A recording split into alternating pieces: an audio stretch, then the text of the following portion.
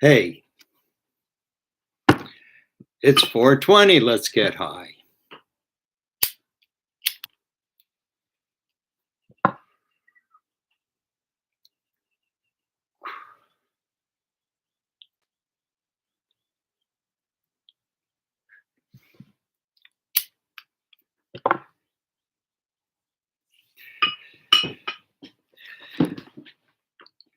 Well, now that Passover is over,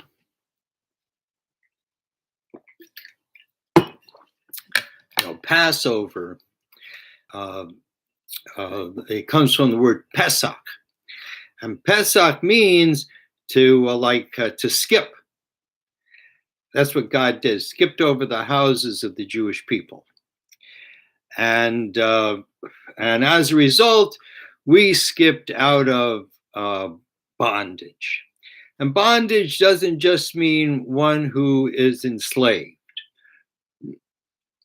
Bondage comes to the word bounded, that we have these boundaries on us. For example, creation is bounded by time and space. You can't go faster than time, meaning the speed of light, and you can't go further than space.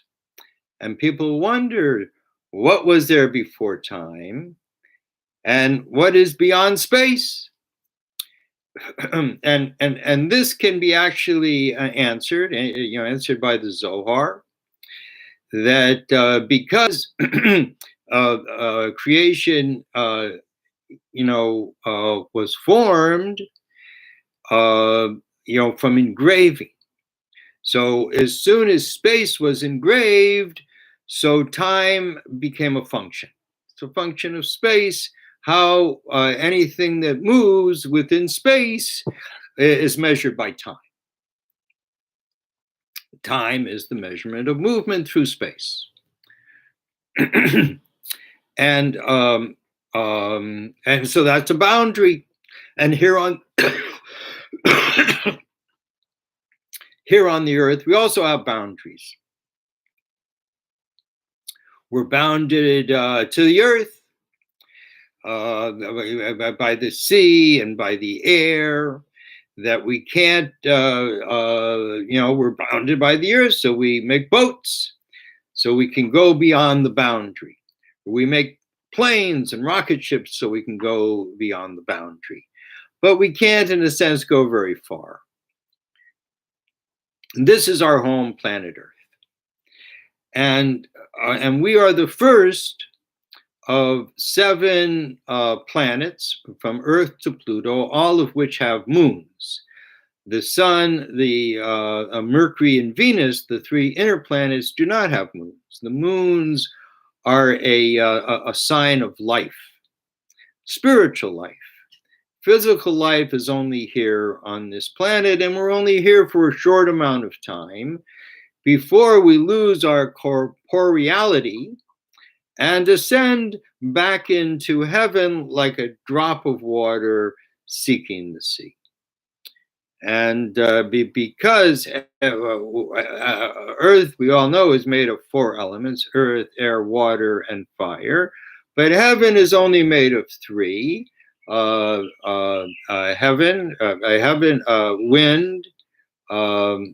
water, and fire.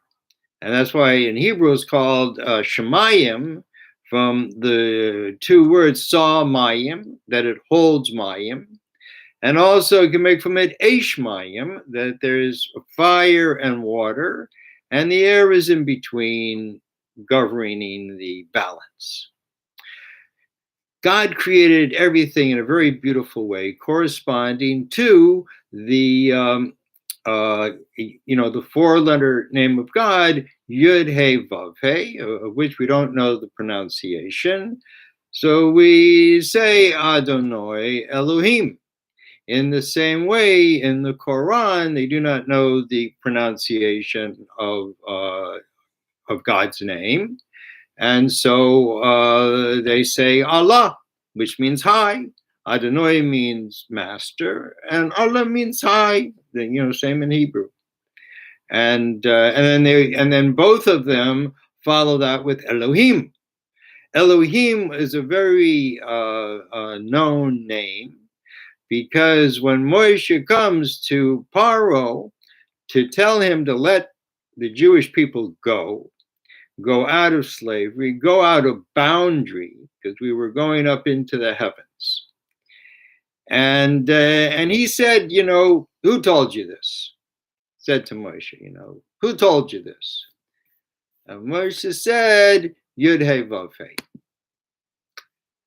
So, excuse me, I'm just trying to. Anyways, so he said Yud Hey Vav Hey. Pharaoh said, I never heard of Yud Hey Vav Hey. Elohim, I know. Elohim is commensurate with nature. But Yud Hey Vav Hey. And we know, like in Hebrew, these four letters, Yud Hey Vav Hey, can be rearranged to make the three tenses of time. Was, Hoya, was, Hey Yud Hey. Hove, Hey Vav Hey is present. Hoya is past. Hove is present. And Yihya is future. And they're all included in that four-letter name. So this name is considered beyond nature, where nature works in a very methodical way. The Yud Hey Vav Hey is like everything at once, past, present, and future, everything at once. And this is the way that the Creator is reflected through names. One male, the Yud Hey Vav Hey, which is everything in one, just like a man tends to think more in vision, where just have to see the whole thing. And women are generally better at incremental thinking and multitasking. And these comes from these two names, and it's, and it's why we might, when we're referring to Yud Hey Vav Hey, say he, and referring to Elohim, say her. Because God has no gender, because God has no form, because God is not made of anything physical or spiritual. Therefore, God can be everywhere, all the time, to everybody. And yes. But nonetheless, to go out into freedom doesn't mean to be untethered, just out there floating around, that we go out with a purpose. And that's the real freedom. The freedom is you have a purpose and you're free to follow your purpose. And that's, sort of some people, it's a work. They have a certain work they love, and that's what they want to do. And that gives them purpose in their life. And that's like a really a successful life. Freedom cannot be like a partisan issue, defining what is freedom. Like back in the time of the, W. Bush, that he was always redefining freedom as America is a place where you're free to come make money. That's what you're free to do in this country. Not freedom of speech, not freedom of thought, but freedom to make money. And to some people that's all the world's about. It's about making money. You come here, you make as much money as you can. That way you have power and you can buy whatever you want. But as the Beatles told us, money can't buy you love. And it can't buy you purpose either. I once met a guy and he told me, that he, at a young age decided that he wanted to be a millionaire. And he did. Took him his whole life, and he became a millionaire, and that was his purpose in life. And I asked him why. And he stopped, and he thought about it. And he said, no one ever asked me that question before. And he finally said, well, I guess I needed a purpose. So he manufactured one. That's the easiest one to manufacture, is I want a lot of something. But when you go to heaven, you come into the world like this and you leave it like that, and everything you had, take it, because you can't take it with you. And a person comes to find out that what's valuable in heaven are the things you did. So it's one thing to make $1 million, and nothing wrong with that. A person has particular skill in that. That's a wonderful thing. And I was reading someone's cards recently, and he had tarot cards, and the guy had just a blessed life. It was just really something. And I said, "So what do you do with your blessing?" So he says, "No, I take care of my family, make sure I'm going to have a progeny, and that there's going to be people in, that will people, for the future, all my family." So I said, "No, that's very good, but if you really want to give your family an inheritance, you should really get involved in your community. A certain amount of money your family needs, a certain amount you can help something in the community, and that way you will leave a legacy, not just of a person who made a lot of money and set up his family, but a person who cared about other people." It says that the entirety of the Torah, Rabbi Akiva says, and all the laws follow Rabbi Akiva. And Rabbi Akiva said that Klal Gadol, a general rule in the Torah, the Ahavta l're'echa kamoka, to love your friend like you love yourself. Who do you love more than yourself? No one. You love the way you smell. You love everything about you. Someone else smells bad, but you in your worst time, that's good smell. That's me. And the same with a baby. If it's your baby, man, like the shit smells like honey. Somehow it's yours. And we should love other people with that same feeling. That everything about them we love. We don't necessarily love what they do. That's a different thing. But the person, God created that person, and we should love that person. I mean, I'd extend that even to Trump, and there are certain things about him that are actually lovable. Is the clown, but it doesn't mean you have to love what the dude does. But God created that person, and God has a story with every person. And every year we go through the cycle of the holidays as the spiral of time comes to a conclusion in 220 years with the advent of the 1,000 years of woman and the 1,000 years of peace. Afterwards, it says we leave this planet as one unified soul, and we go and we bring life to another part of the solar system. All in all the 7 planets from Earth to Pluto will become alive. It's sort of like a gestation process. And when that happens, suddenly the head will become alive, the sun, Mercury, and Venus, and they will also harbor life. But it takes a while, to get there.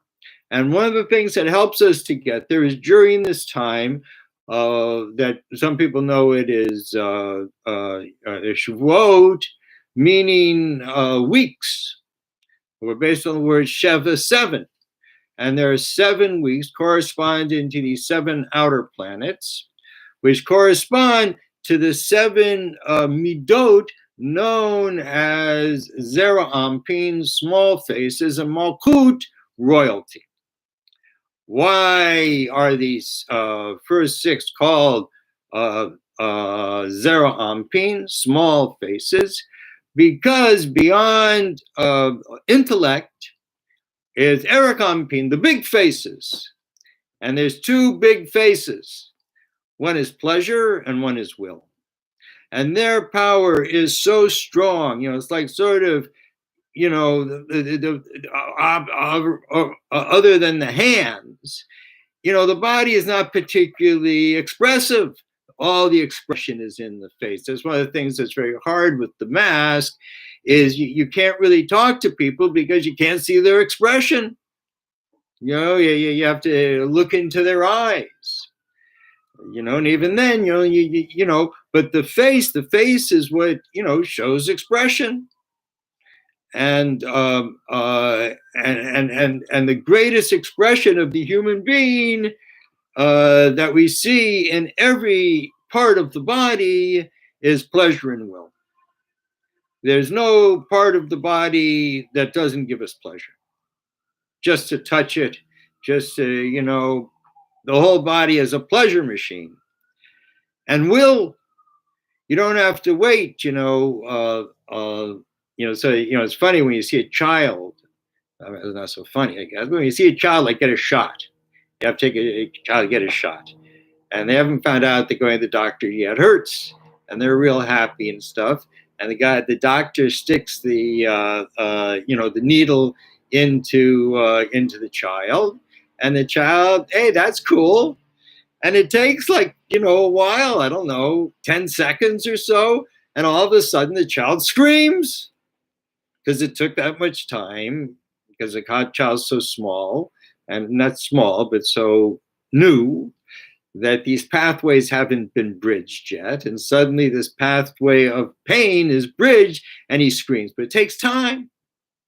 But it's not like will. Will is not like that. When we decide to do something, it's like that, automatic. The will is everywhere in the body. So that's why these two things, pleasure and will, are considered atzmus, are considered essence, because they're everywhere. Something like the mind is in the head, so it's not our essence. The essence has to be everywhere. It's sort of like, God is everywhere to everyone all the time, because God is the essence of creation. And God's very interested in creation, didn't just create and leave us here, but trying to have a relationship with us, because God has this desire from the very beginning of creation to be known in low. And we get to be low for, however long God allows us to be here. And that's our job in this world, is to know God in everything that we do. And when we talk to people, we should talk about the Creator. No, I woke up in the morning and I thanked the Creator. There's a prayer that Jewish people say, Moda Ani, waking up. And the reason that we can say this prayer as soon as we wake up is because God's name is not in it. Because you have to wash your hands before you say God's name. But God's name is not in this prayer. And, we say, Moda Ani, we admit before God. The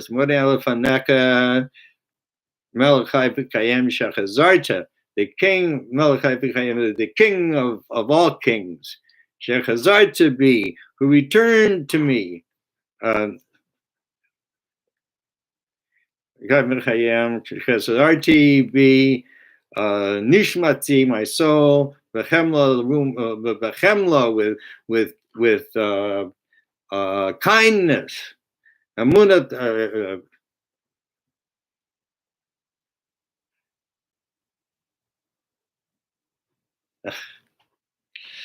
and Emunateka, and that God has faith in us. What does God have faith in?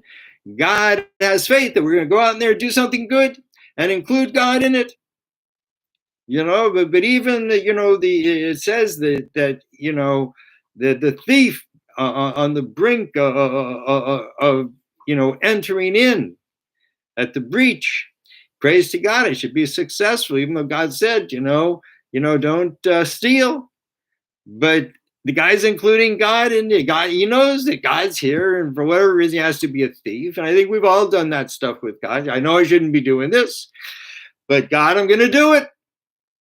You can't do it and pretend that God ain't there, because God's everywhere.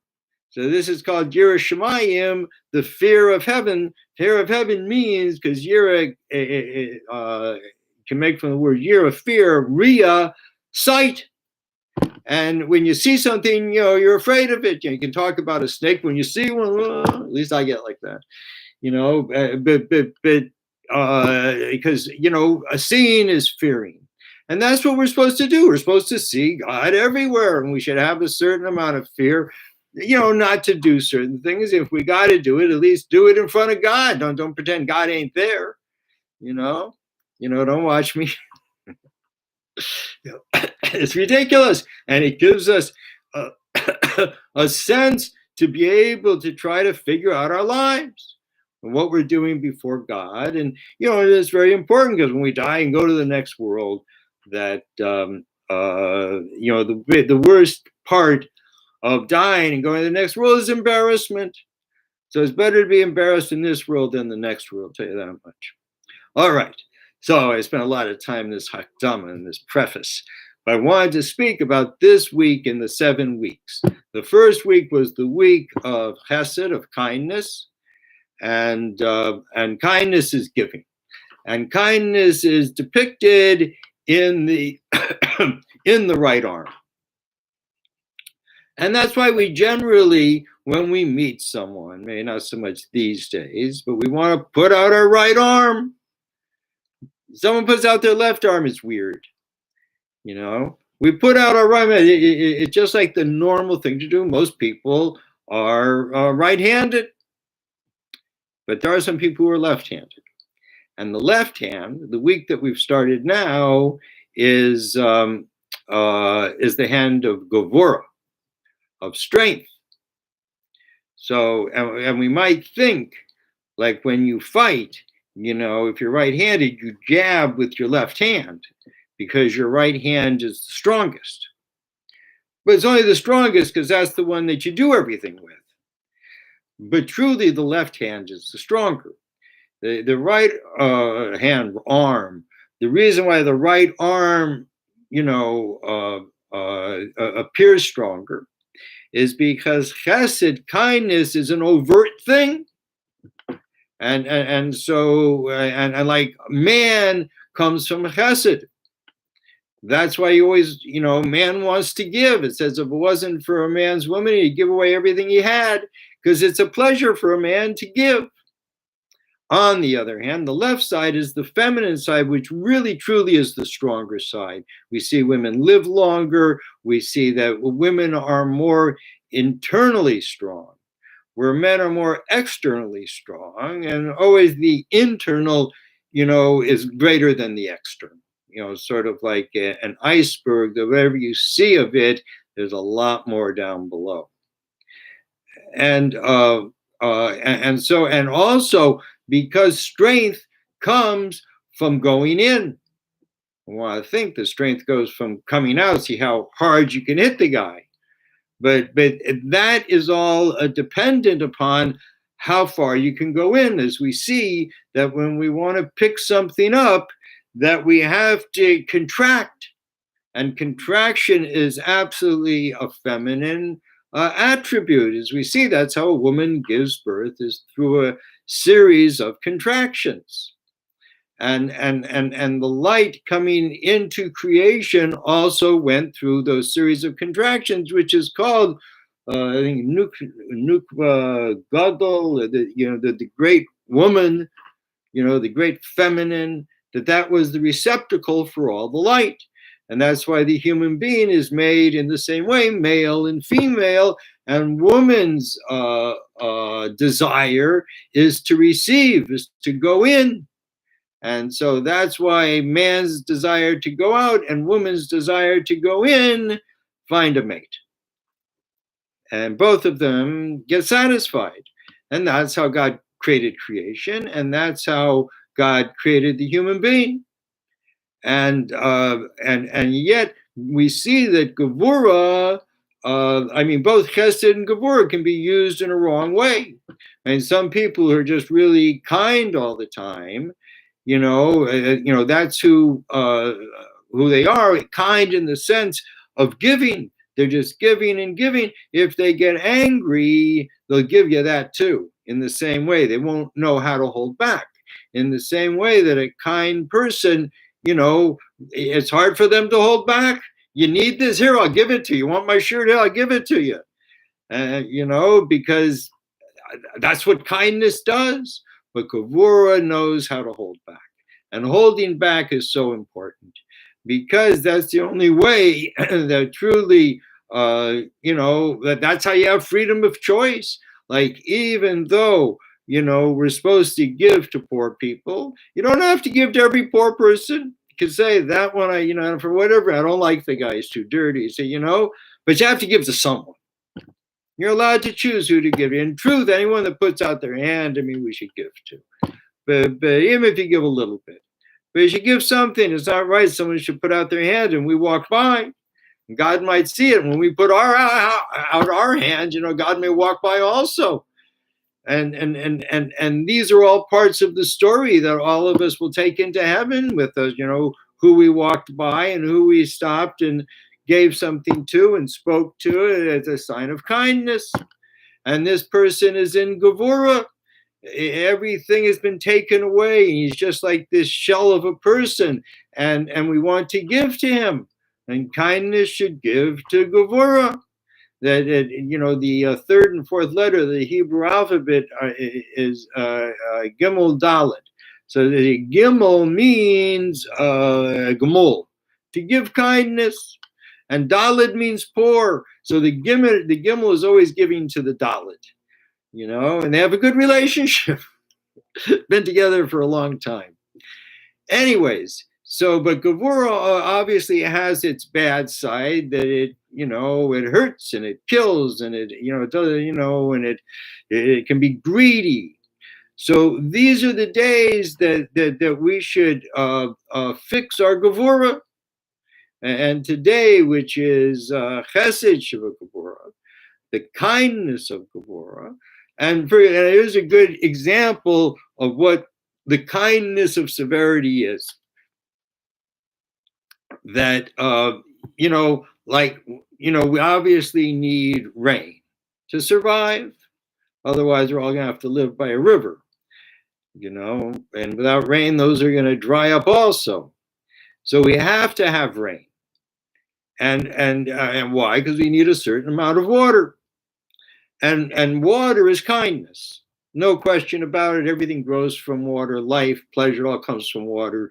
This is kindness. And if it comes down into the world like that, in the form of kindness, it'll flood. But the water won't really do much good. It'll flood everyone out and they'll have to go to somewhere else. But when you add the Gevurah to the Chesed, see, then you get drops. Then the water condenses into drops, and in a way that we can receive it.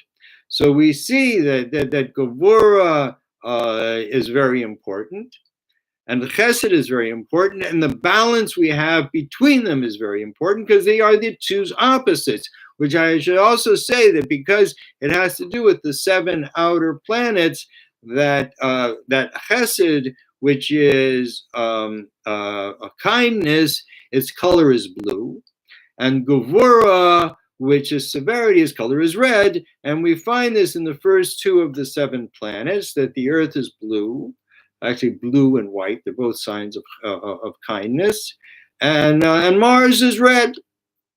And there is no question when you go through the 7 outer planets that they directly, all 10 from the Sun to Pluto, exactly replicate the attribute of one of the 10 Sfirot that they were created in, as it says that the heavens were created according to the tree of life. And the tree of life has 10 components in 3 triangles, which is the Sun, Mercury, and Venus is one triangle. Earth, Mars, and Jupiter is another triangle. Saturn and Uranus and Neptune is a third triangle. And Pluto, this little rocky planet at the edge of all these monstrous gaseous planets, the only planet in the solar system to intertwine into another planet's orbit. In other words, it turns. That this is Malchus, which is woman. And since the date is 5,781, it means we have 220 years until we reach the seventh.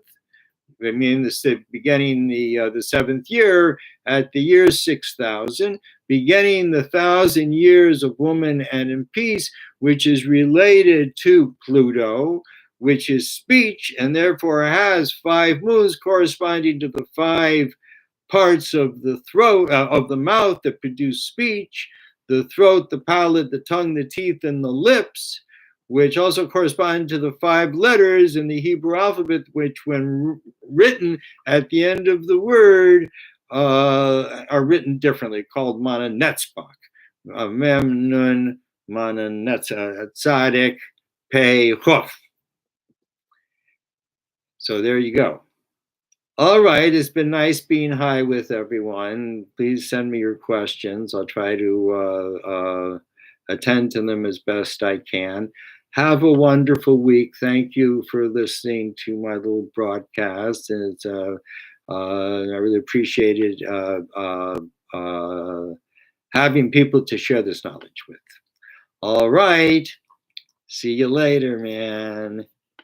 See you tomorrow, 4:20, God willing.